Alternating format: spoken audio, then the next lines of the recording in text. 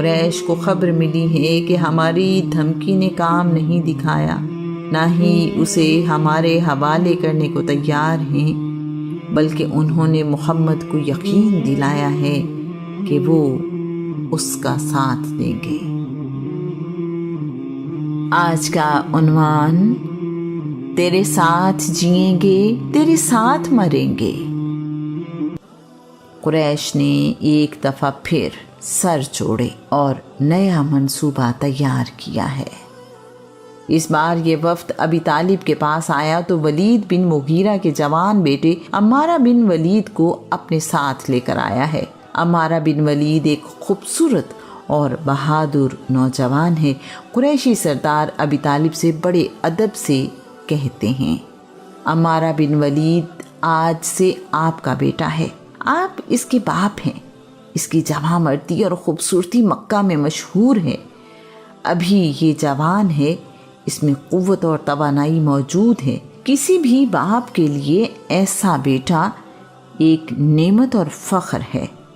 عمارہ ہر میدان میں آپ کا ساتھی اور ہمارا اس سے کوئی تعلق نہیں ہوگا۔ اگر اسے کچھ ہو گیا تو اس کی دیت بھی آپ ہی کو ملے گی۔ آپ بس اس کے بدلے میں اپنا بھتیجا محمد، جس نے پورے عرب کا سکون برباد کر رکھا ہے، مکہ کے قبیلوں کا اتحاد پارا پارا کر دیا ہے، جس نے بیٹوں کو باپ سے، بھائیوں کو بھائیوں سے اور دوستوں کو دوستوں سے جدا کر دیا ہے، اسے ہمارے حوالے کر دیں۔ ہم نے آپ کو بدلے میں بیٹا دے دیا ہے، اس کے بعد ہم جانیں اور محمد۔ آپ بس عمارہ کے بدلے میں محمد ہمیں دے دیں، اس طرح آپ کا کوئی نقصان نہیں ہوگا اور ہم ایک مصیبت سے بچ جائیں گے۔ آپ کو بیٹا مل جائے گا اور ہمیں سکون۔ بس محمد اب ہمارا ہوا اور عمارہ آپ کا۔ قریش کے سردار اپنی بات پوری کر چکے تو ابی طالب نے کہا ہے، خدا کی قسم، تم میرے ساتھ بہت برا سودا کر رہے ہو۔ مجھے تو تم اپنا بیٹا دے رہے ہو کہ میں اس کی خدمت کروں، اور اس کے بدلے میں میرا بیٹا لینا چاہتے ہو تاکہ تم اسے قتل کر دو۔ خدا کی قسم، ایسا ہرگز نہیں ہوگا۔ کیا تم نہیں جانتے کہ اونٹنی اپنا بچہ کھو دیتی ہے تو کسی دوسرے بچے سے پیار نہیں کرتی؟ قریش کے سرداروں میں سے مطعم بن عدی بن نوفل کہہ رہا ہے، ابی طالب، خدا کی قسم، تمہاری قوم نے تمہارے ساتھ کمال انصاف کیا ہے۔ ہم نے پوری کوشش کی ہے کہ تمہیں اور اپنی قوم کو اس مصیبت سے نکالیں جو تم پسند نہیں کرتے۔ تم نے اس اچھی پیشکش کو ٹھکرا کر یہ بات ثابت کر دی ہے کہ تم کسی قیمت پر مسائل حل کرنے کو تیار نہیں ہو۔ مطعم بن عدی کا تعلق بنی عبد مناف کی شاخ بنی نوفل سے ہے، جس کی وجہ سے مطعم کی رسول اللہ صلی اللہ علیہ وآلہ وسلم کے خاندان سے قریبی رشتہ داری ہے۔ ابی طالب مطعم بن عدی سے امید نہیں رکھتے تھے کہ وہ ان کی بجائے باقی قبیلوں کا ساتھ دے گا۔ انہیں مطعم کے جواب سے تکلیف پہنچی ہے۔ ابی طالب اپنا رخ مطعم کی طرف موڑتے ہوئے کہہ رہے ہیں، مطعم، میری قوم نے میرے ساتھ انصاف نہیں کیا، اور اس مشکل وقت میں تم نے بھی میرا ساتھ چھوڑ دیا ہے۔ تم نے میرے خلاف اپنی قوم کی مدد کی ہے، یہ بڑی زیادتی ہے۔ قریش کا وفد واپس چلا گیا اور جاتے جاتے ابی طالب کو دھمکی دے گیا ہے کہ ہم محمد کو دھوکے سے قتل کر دیں گے۔ انہوں نے ابی طالب سے یہ بھی کہا کہ ہم نے تمہیں بتا دیا ہے، یہ نہ کہنا کہ ہم نے تمہیں بتائے بغیر محمد کو قتل کر دیا ہے۔ یہ بہت ہی خطرناک بات ہے۔ دشمن نے دشمنی کے اصول بھلا دیے ہیں۔ اب رسول اللہ کی جان کو ہر وقت خطرہ ہے۔ اگر قریش نے رسول اللہ کو دھوکے سے قتل کر دیا تو بنی ہاشم کچھ بھی نہیں کر پائیں گے، بدلے میں جنگ ہوگی، بے شمار لوگ جان سے جائیں گے، لیکن محمد بن عبداللہ جیسا انسان کہاں سے لائیں گے؟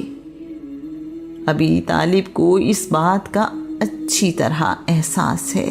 قریشی سرداروں کے جانے کے بعد ابی طالب پریشان ہیں، وہ سوچوں میں گم اور ان کی آنکھوں میں آنسو ہیں۔ ابی طالب سوچ رہے ہیں کہ میرے بیٹے کی جان کے دشمن مجھے کیسے بہکانے آئے تھے، ایک جوان لڑکے کے بدلے میں مجھ سے محمد لینے آئے تھے۔ محمد، کیا کوئی اپنے بیٹے بھی یوں دیا کرتا ہے؟ کیا میں نے ساری زندگی محمد کی خدمت اس لیے کی ہے کہ اسے قریشی سرداروں کے حوالے کر دوں؟ اس صادق اور امین کو قریشی سرداروں کے حوالے کر دوں جس کے مقابلے کا انسان پورے عرب میں موجود نہیں؟ کیا میں نے ملک شام میں اپنا نفع اس لیے بھلایا تھا کہ محمد کو پال پوس کر ان سرداروں کے حوالے کر دوں؟ کس لیے؟ کیا محمد مجھے اپنے بیٹوں سے زیادہ عزیز نہیں ہے؟ کیا میرے والد نے بس یوں ہی محمد کو میرے حوالے کیا تھا؟ کیا میرے والد نے مجھے محمد کی خدمت کی تاکید نہیں کی تھی؟ میں اپنی جان دے دوں گا لیکن محمد کو کسی کے حوالے نہیں کروں گا۔ ایسا نہیں ہوگا، ہرگز نہیں ہوگا۔ ابی طالب نے قریش کے سرداروں کے جانے کے بعد رسول اللہ کے لیے ایک طویل نظم کہی ہے جس کے 94 اشعار ہیں۔ اس نظم کے چند اشعار یوں ہیں: میں دیکھتا ہوں کہ میرے 2 بھائیوں نے ہمیں چھوڑ کر دشمنوں کا ساتھ دینا شروع کر دیا ہے۔ ان سے پوچھو تو کہتے ہیں ہمارے بس میں نہیں۔ خاص طور پر عبد شمعون اور عبد نوفل نے ہمیں دور پھینک دیا ہے، جیسے جلتے ہوئے انگارے کو دور پھینکتے ہیں۔ میں نے اپنی قوم کو دیکھا ہے کہ ان میں محبت کا نشان باقی نہیں رہا۔ انہوں نے محبت اور قرابت کے سارے رشتے توڑ دیے ہیں۔ وہ دونوں یوں لڑھک گئے ہیں جیسے پہاڑ سے پتھر گرتے ہیں۔ انہوں نے کھلم کھلا دشمنی شروع کر دی ہے۔ انہوں نے دشمن کا حکم ماننا شروع کر دیا ہے۔ انہوں نے ہمارے دشمنوں کے ساتھ دوستی کا معاہدہ کر لیا ہے۔ ہمارے پیچھے غصے سے اپنی انگلیاں کاٹتے ہیں۔ اللہ کے گھر کی قسم، تم نے جھوٹ بولا ہے کہ ہم محمد کو چھوڑ دیں گے۔ ایسا اس وقت تک نہیں ہوگا جب تک نیزوں اور تیروں سے تم ہم پر حملہ آور نہیں ہوتے۔ اسے تمہارے حوالے کرنے سے پہلے ہم اپنے بچوں اور بیویوں کو بھول چکے ہوں گے۔ ہماری لاشیں اس کے ارد گرد خاک آلود پڑی ہوں گی، مٹی ہمارا بچھونا ہوگی۔ اللہ کی قسم، جو میں دیکھ رہا ہوں، اگر ایسا ہی ہوا تو ہماری تلواریں تمہارے سرداروں کی گردنیں کاٹ رہی ہوں گی۔ میرا بھتیجا گوری رنگت والا ہے، اس کے چہرے کے وسیلے سے بارش کی دعا مانگی جاتی ہے۔ وہ یتیموں کو پناہ دیتا ہے، بیواؤں کی عزت کی حفاظت کرتا ہے۔ محمد وہ انسان ہے کہ آل ہاشم کے غریب اس کی پناہ لیتے ہیں۔ جب ضرورت مند محمد کے پاس پہنچ جاتا ہے تو وہ ان پر رحم و کرم کی بارش کر دیتا ہے۔ پیارے بھتیجے، تم اپنا کام جاری رکھو، تم پر کوئی ملامت نہیں۔